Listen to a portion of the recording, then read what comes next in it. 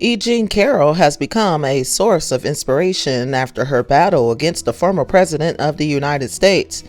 And of course, I also had to add information about the Thee Stallion and Niki Minaj beef.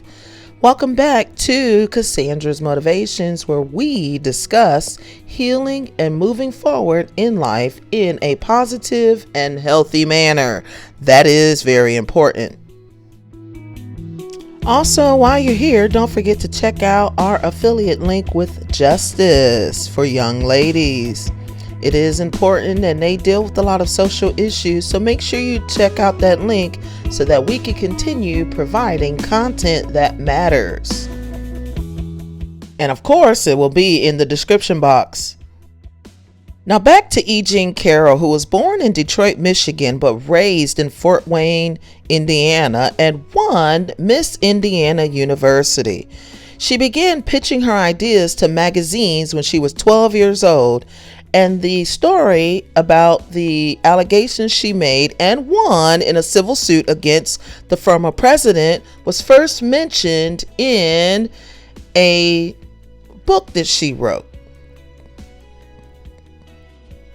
It is titled, "What Do We Need Men For?" And you can actually find a snippet of it online at The Cut by the New York Times.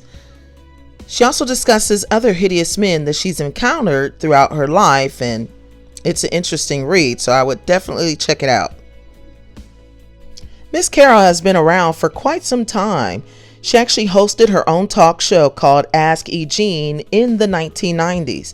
She also wrote for Elle magazine for more than 30 years, where she was the leading contributor for Ask Jean, the advice column.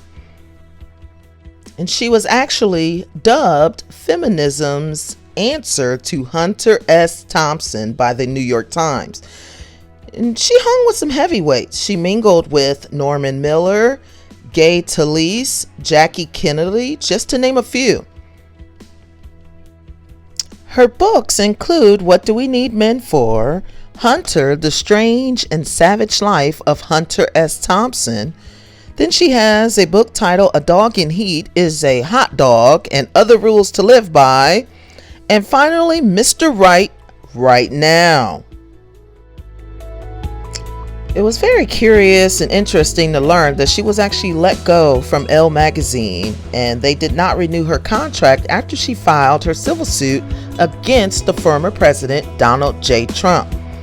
You would think that she would have had more support, and they do claim that they didn't let her go because of her civil suit, but when she wrote the article, she took it to the New York Times instead of bringing it to Elle, and that does say a lot.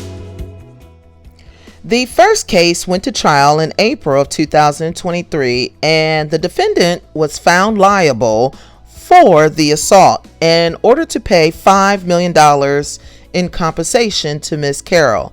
Unfortunately, due to the continued defamation of her character and the things that were said publicly about her, there was another trial that just ended less than 2 weeks ago. And she actually won a substantially greater sum than the first one. She was only seeking $10 million, but actually she was granted over $83 million in damages. Here's an actual breakdown of all that she received. The total was $83 million. At 80 years old, it is very inspirational for Jean Carroll to stand up for herself. And really, that is all she was seeking to do. You know, it's already tough enough dealing with assault, but to be able to stand up to someone powerful. We also had Megan Thee Stallion do that when she was fighting against Tory Lanez, who had shot her in the foot. Many thought that she was lying, but it turned out that she was actually telling the truth. After dropping her latest single, Hiss, she's ruffled the feathers of Niki Minaj, who is quite upset because she did her research and dropped some bars about Megan's Law. This marketing tactic was pretty good though, because respectively, they are number 1 and number 2 on the Billboard charts. So I guess at a woman's expense, you can make some money. One more time, I'd like to invite you to check out our affiliate marketing link with Justice. It will be in the description box. It's always a pleasure. Thanks for watching. Until next time. Don't forget to like, comment, and subscribe.